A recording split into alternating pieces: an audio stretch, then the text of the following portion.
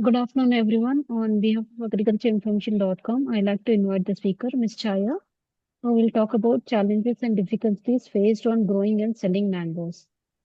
And I now request the speaker to begin. Thank you. Thank you, Rajni. Once again, I would like to thank the opportunity given from the association and the people who are working behind this the platform, that the people are recognizing and calling to speak on this platform. My name is Chaya, and I am a farmer today. Academically, I've done my engineering in electrical and electronics. I've been working with the IT industries for past 10 years, and now taken a break to because I have taken up agriculture now. What made me to come into agriculture is, as an investment, we bought a land. During the process of development of the land and going through, my interest also to the growing phase of the plants actually made me more interested into agriculture. So every day, agriculture is a challenge for a farmer. Um, for me, the today's topic is actually the challenges and the difficulties facing by the farmers for growing as well as selling in the mango cultivation. Because I come from a background of an agriculture family, I know how a farmer is. He, even though he gives you the best quality products, but the pricing is not at all appreciated by anyone in this whole world, is what I considered, because he doesn't have an MRP on his own product. Now in mango, what I have seen, what I'll be sharing today is a complete personal analysis or observations what I have gone through from the last 15 years. Um, why I chose mango, firstly, is the land where we have is in a land where completely horticulture fruit will be grown. It's a tropical zone. So my land actually belongs to Kolar, Srinivaspur Taluk, where it is known for the land of mangoes. That is why I chose this cultivational crop to be mango, because that is a tropical fruit grown in that area. Initially, we bought the uh, plants, the saplings from a nursery. The saplings are also very costly because they are getting sold at 250 to 300 rupees, aged tree of 1 year. So those plants were bought and planted with the help of a scientist, with a uniform distance, lining, everything marked by a scientist or a specialized person who does this land development and all. Once this was done, then irrigation has to be provided completely. So we went for a drip irrigation, whereby using less water, we can grow up the plants. Uh, uh, as the trees grow up, annual maintenance was there. There was a labor cost involved in it. The annual maintenance was manure providing to the plant annually, and taking care of the weeds which grow around the plants, and also the pest control was used. And every year the pruning has to be done for a mango tree, because the mango trees what now we are giving for a plantation is a hybrid plants. That means they will be a combination of the mother plant with the other hybrid. They evolved from the R&D work of a scientist. So those kind of hybrid plants will be given, which will grow to a very small height, not the larger height as seen in the olden days. So it was moreover a normal density plants.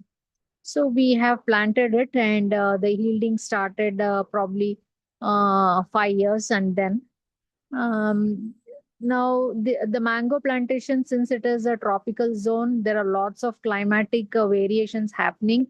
During that, it should not be exposed to too much of heat. Rain should be appropriately come, and the seasoning of the fruits before that, the flowering. When the flowering starts, There should no wind should not blow. There should not be a hailstones happening to the mango plant in that region. So any of these natural calamities can actually damage the harvest. That means in the stage of fresh flowers to the formation of the fruit. So this is one challenges where we actually pray the mother earth not to give that hailstone or a windy season in those durations. And generally, that is in the month of December and January. Once the flowering starts, there will be a lot of flower drop also. For that, we use a kind of nutrition so that the fruit will get attached to the plant. The fruiting will happen good. What I mean is, the fruiting will be good enough. So that we have sourced it from the horticulture department of Bengaluru, that is Indian Institute of Horticulture and Research. They have developed one medication that is mango special. We are using that, and we are spraying that 3 times during flowering. Once the fruit comes, a small fruits, and finally when before the harvest of 15 days. So these are the medications we give to the flowering to harvesting season. Now, as it grows, we are also watering the plants so that it will give you a good amount of flesh inside that mango. And then we have taken care of the pest, and we have taken care of the plant very good. And during the season of the harvest, when it comes for the harvest, just before harvest, again, if there is a heavy wind or a heavy rains, the fruits will also drop down. Even if there is any attack of the pest, the fruits fall down. There also, we will see a great loss, actually. Then later stages, what we do is once the harvest comes, this is the biggest challenge every year for me from the past 15 years. That is because every time I want to sell my produce from the farm, a third party person known as a dealer or a commission agent or a mandi guy will come to the farm. Then he'll start stories telling. Always he degrades the farming, he degrades the fruits. He will say 1,001 reasons. By heart, I got now used to those people, what kind of stories they'll tell. The harvest is not good, there is a poor crop, the fruit is not good enough for the export, or the fruit is not good enough to go on a tabletop. So these are some reasons what a dealer will tell just to demotivate a farmer, so that by telling so he can get to the least price from the farmer. I have not seen anything in more. My farm is actually 10 years acre, and I have about 900 plants, which are all 15 years. Even this season also, I have felt the pinch because I was not able to sell even a single mango to that mandi or a dealer, because the reasons they gave me was of the war. Because there is a war, there is no export. I always felt there is no other consume inside the country, which is the top one in the population. Those people are not eating mangoes, or how is it? Why should an export go for a farmer who produces here? Why the it has to go to an export? Why can't the local people consume here? So I felt like, let me give a try now. Since I'm not able to sell mangoes, I thought I will pluck myself and put my stall in some few social places. So I went to different parts of the Bengaluru, like apartments. I went to clubs. The weekends I used to do, for 2 weekends I did this, and I'm tired because there also I don't get a good response, because I just now started. Maybe next year it will improve on this, but because I started just now, I've implemented this idea. I don't have a network of people who can buy my mangoes. Even though it is organically grown, I don't have a certification of organic growing, because they need analysis from the government. So I have to go to the farmers,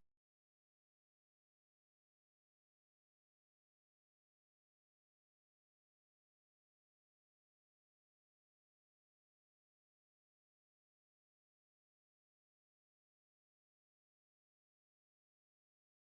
The even only because this is not publicly, I have not given. I have made just a digital brochure which could I could only spread across my friend circle and so. But however, I couldn't reach larger gatherings or larger people who wants to eat good mangoes. So, but physically, when I went there, the response was very poor, and the cost of me investing on the vehicle to get from there to Bengaluru, which is about 100 kilometers, I have to pay the cost for the transportation. I have to pay for the labor who will pluck those mangoes and grade it, and then put into a carton boxes, pack them up, and put. It was a lot of investment for me also, because packaging even that carton boxes would cost me about 22 rupees plus GST on that small 3 kg box. I had very little experience in all these areas. So this is how I started. I went to the apartments. I couldn't sell much. I went to the club. Club actually, I don't know. I don't know. That community itself is quite different for me because what I noticed that even though there are people who can put that money, they were not looking to buy those mangoes because it was naturally harvested. Those mangoes were fully ripened mangoes. That means fully matured fruits is what I plucked, not the unseasoned mangoes. But these people are actually to be what my notice is, these people are not aware how an organic mango would look like. In the market, people would have seen yeah, golden yellow or reddish yellow kind of a mango, which is actually a carbide dipped mangoes. But here, since we have not used any of those chemicals, my mangoes looks green enough, but they would have ripened from inside. So there should be an awareness to the people also, how an organic product would look like when it comes, especially for the fruits. People have forgotten how an actual tree fruit would actually be. For example, even in banana also, if you take banana also is a chemical dipped fruit. What we see an yellow shade, but naturally when it is harvested, you only see that green color or a light tinge of yellow shade. That's all, not more than that, what we see here in the supermarkets and all. So that awareness is not there. So they were not interested and they were doubting whether it will get ripened or not. Even I have explained to them this is a naturally grown without any chemicals or carbide. You can consume them. They were not that very confident enough to get those mangoes, and people were asking for different reasons. I was They were trying to get the price also down, like they were asking for discounts. If they are buying also, they want some discounts. They want a free one take and one free they wanted. So these were all these challenges that the mindset of the people also I couldn't understand, because of the first time I was doing this activity. And dealers also did not come to buy because of the war and no export. And now what I am doing, after this exercise, the last step what I've taken is, now I'm plucking everything from the orchard. I'm putting it to the mandi at the rate of 12 rupees per kg. So I don't get anything, not even a transport cost will fetch me anything. I don't know how to overcome all these challenges as a farmer, uh, and not a good. I don't have so much of experience into this, but what I would look like is want is some platform where I can. Some experts are there to understand our issues or support all time for me, for people like us who are the first time going through these kind of phases. So, but what I have generally seen is all people are facing the same. Even if he has farmed and he has grown things from past 50 years, also he's not able to sell mangoes. For me also, I am growing. First time I'm trying to do implementation on my own. I am not also able to send, but both with lot of experience also are standing in the same phase. So what my request to any authorities is, there should be some platform where or a government intervention to help a farmer, because since he is being treated in India as the first person or the backbone of the country, government has to look into all this. Are really farmers getting for what they are putting into the as an investment into their fields? At a 12 rupees or 10 rupees or 8 rupees per kg of mango, I can't even take the cost of that 1 year what I've invested for manure, for pruning, for cleaning up the weeds, for paying the labors, harvesting, then transportation, then to the mandi. There also, I don't have fixed price. It keeps varying today, tomorrow, morning, evening, afternoon. Every 3 years once it keeps varying. So really, it is very tough for us to do, and for youngsters who have come up to do something in agriculture, there should be some encouragement, is what I feel. Some MRP rate should be fixed. Government has to intervene here, take that, or put up an industries where you have a cold storage, or you can convert that into a pulp or any other products. Maybe it is a huge quantity of tonnages which comes, but somebody has to look in that this will not go as a natural waste or a national waste. um, because we have taken an effort of 1 year, 365 days for this day. And when the day comes, then we are throwing it outside. It makes no sense for me to work for those 65 days. So these are the major challenges what I am facing, and this is my experience. I feel the same would be also with the other farmers also in the industry. But today I've got this opportunity to express myself, what I went through. That's what I would say, ma'am.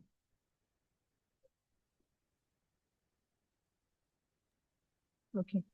Thank you, Ms. Chaya, for sharing your experience on this. I'll just take up some questions. Just give me 2 minutes. Sure.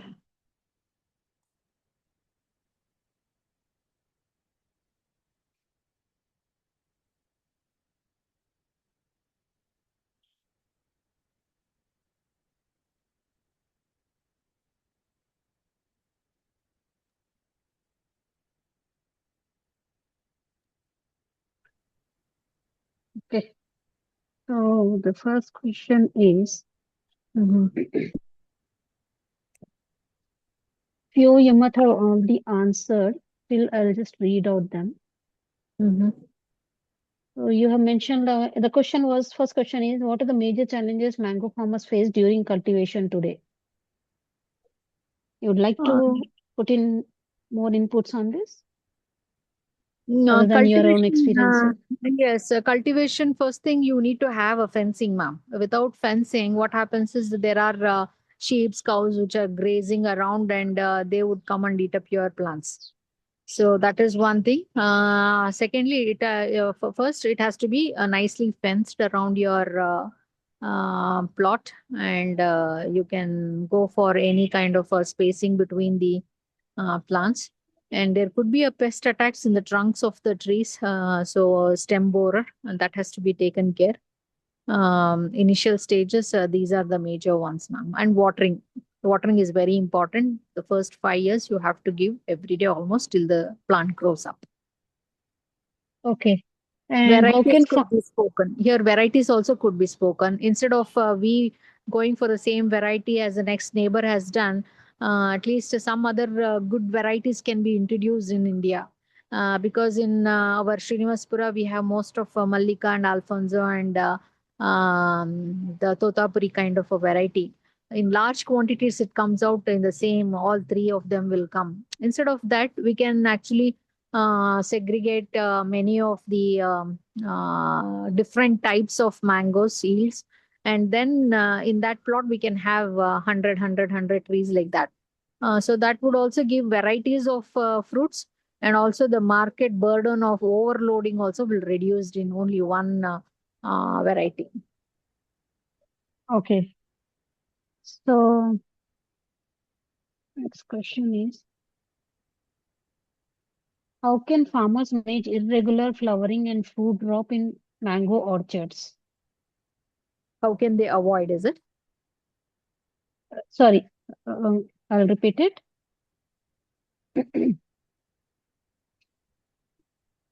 How can farmers manage irregular flowering and fruit drop in mango orchards? Um, there is no management as such, ma'am, because it depends directly with the nature, the geographical location where it is, because of the wind, the rainfall. If it is there is a harsh wind or a harsh rainfall with the hailstones, the flowering will get damaged, and also the fruit emerging out from the plant also reduces. So that is what the IAHR has developed called as a mango special. That spray, that liquid spray will help mangoes to get that peach attached to the flower, or the peach to come out good and stick to that stem. So that's what we have used. That is being developed by IHR Sargata Bengaluru. That is speciality of that for the getting a good yield. So I have used that one. Okay. And what are the most effective methods to control major pests and disease in mango? Again, it is a kind of a natural or organic chemicals which are available today can be used. A mango has got a lot of flies which actually get inside the fruit, and they damage the seed as well as the fruit inside, which cannot be edible also, and they fall off. So that fly should not attack into the orchard at all. Otherwise, the whole crop will go for a waste. Even if it looks good from above, when you cut, there will be damage in that fruit. So there are a specialized naturally, you can stop those pests or the flies. Those are available in the IHR, so that you can use and spray to control those pests. And how is climate change affecting mango production and fruit quality? Climate change, for example, we since we are in a tropical zone, the temperature is always high, and this fruit will actually come in summer.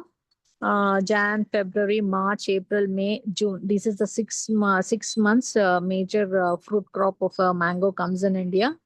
And these are the months which has got high temperature in India. So if there is a high temperature, there is a fruit drop come, it gets dropped. About 20 to 30% of the fruits will drop. What I have found out is by watering the plants good enough, uh, has reduced the drop of the fruit. So by watering in the summer season, we can avoid the fruit drop one.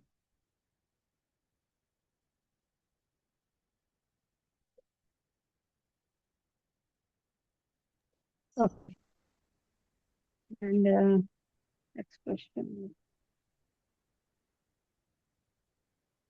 What practices can help farmers obtain better yields and premium quality fruits? I will support organic and natural kind of a farming, but mango has become a commercial crop. If we go for a natural farming, there could be a lot of pests attack, or any other kind of a fruit fall will be there.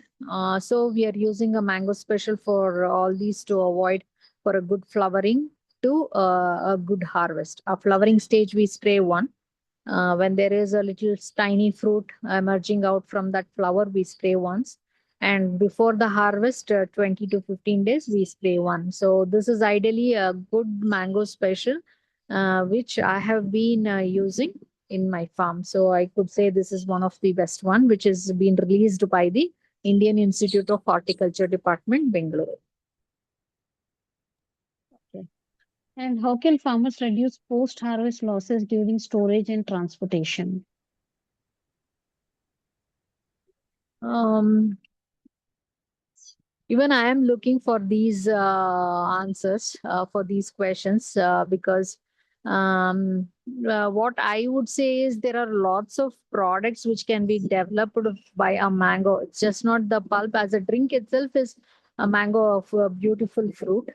So I want people, industrialists or a government agencies or governments set up one outlets where it can be converted into a pulp or a squash or any other value added products which can be stored for very long time. For example, a mango sliced dry, a mango chocolate could be, or a mango. There are so many products if you Google up. So there should be somebody who can help us give those machines cluster based at least machines to process our products, so we can, if there is no price for the market in the market today, as example for today, I can process it into a squash or a pulp or make a fruit drink out of it, or a chocolate or a pickle, or any other kind of a value addition should be taken care, is what I expect. This is how we can avoid on this. Cold storages may not help unless for the fruit, but for the pulp, it could help. For the transportation, what you could do is clean boxing could help damages in the transportation. You can grade the fruit, grade into three qualities or four qualities, what however the yield of the farm is. The best quality grade it into A. The second quality, little, at least the first quality should have that 300 grams of weight and above for the first quality fruit. Then below that, you can grade it to grade two, and almost zero, like negligible fruits, you can put it into the C grade. And while transporting, you can put in the boxes, boxes in the plastic hard boxes you get for generally the farm produced vegetables to transport. So those are the boxes we are using for the transportation, where it is hardly negligible damages will happen, so you can use those boxes for through the transportation. Okay. Next question.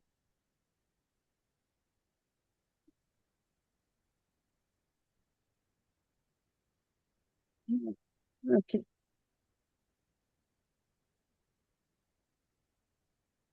How can farmers reduce post-harvest loss? Sorry, yeah, this is already answered. Post harvest losses on. No, no, you have already answered this regarding the transportation. So, Yes, I what are the am. main challenges in marketing and selling mangoes profitably?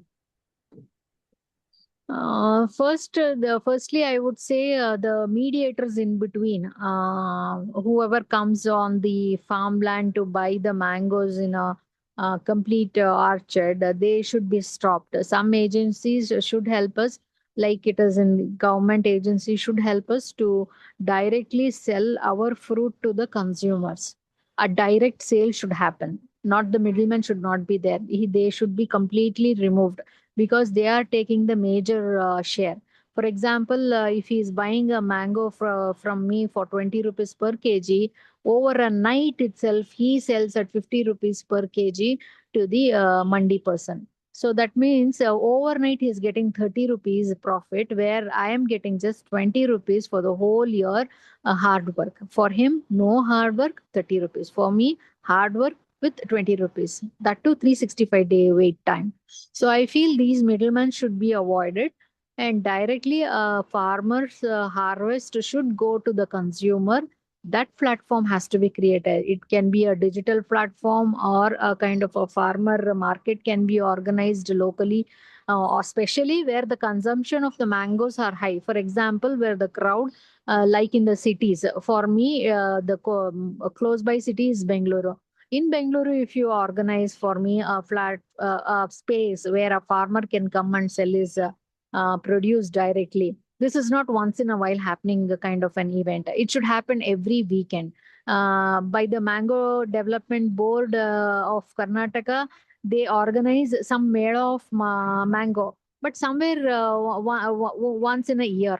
So once in a year will not happen, and it will not help a farmer, because the mangoes keep coming from almost March to June. and everybody's yield will not come in the same time. In this 3 months, the yield may come anytime depending on the flowering and the harvest stages. So what I feel, I would request is, if there is in within the city of 50-kilometer radius, if there is four divisions of farmer market, where a farmer can come directly, put his product there and sell to a direct consumer, then he will get the major share of the profit.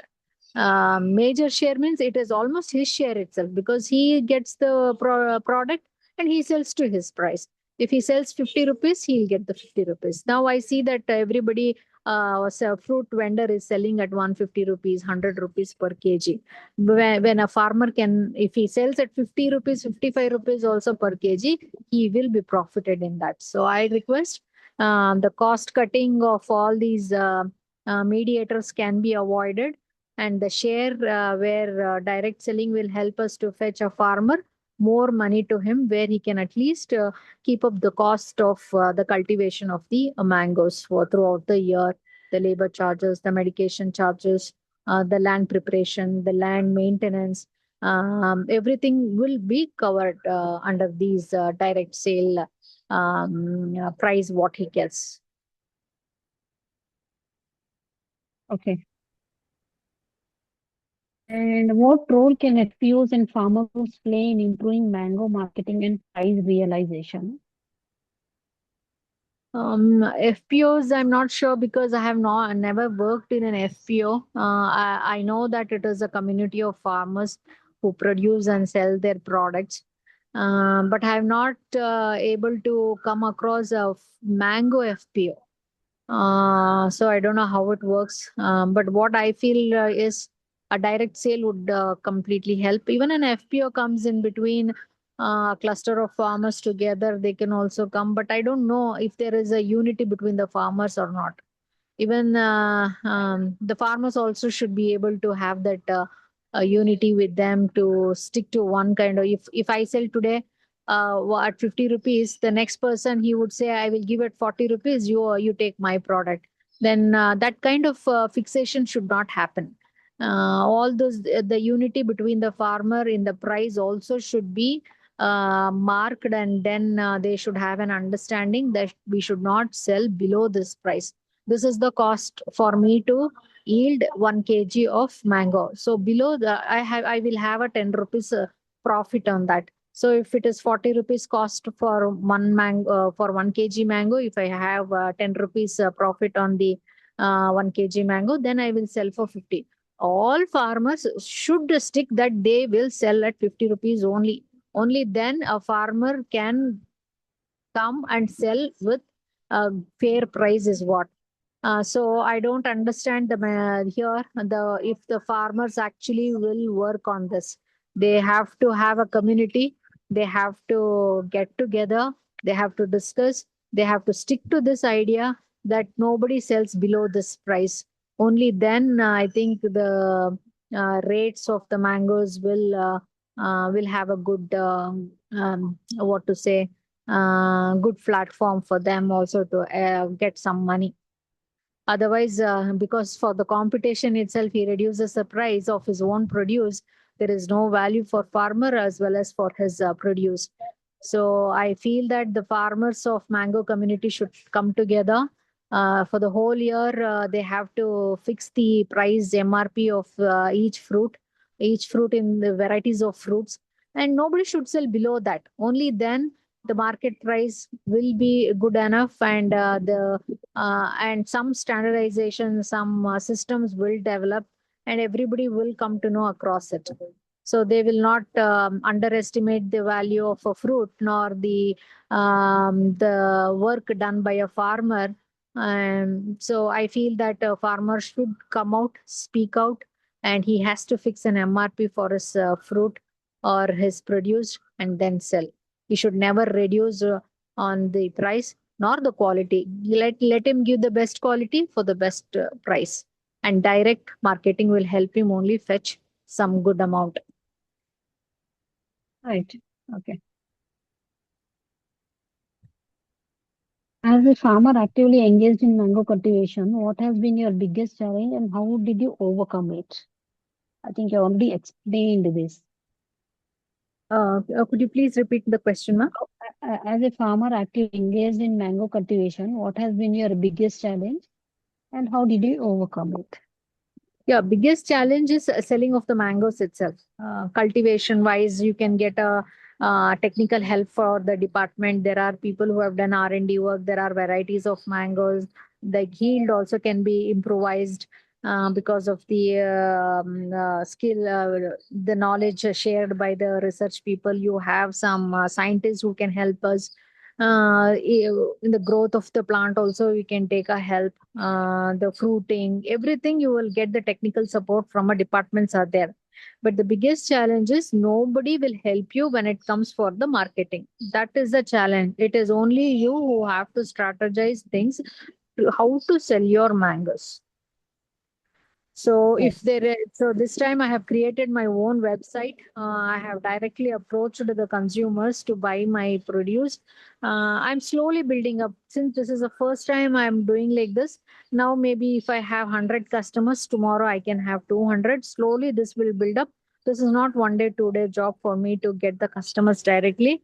Maybe in a span of another 5 years, I can have a good number of customers who can directly buy from farm and cleanly sell out to them. Complete. I can fetch up to 10 tons of mangoes from my farm, 10 to 12.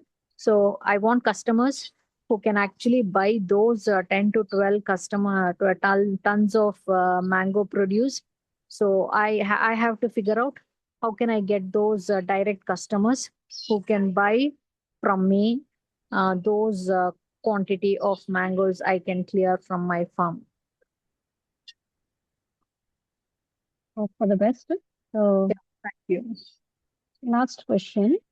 Based on your practical farming experience, what are the three most important lessons you would like to share with new mango growers?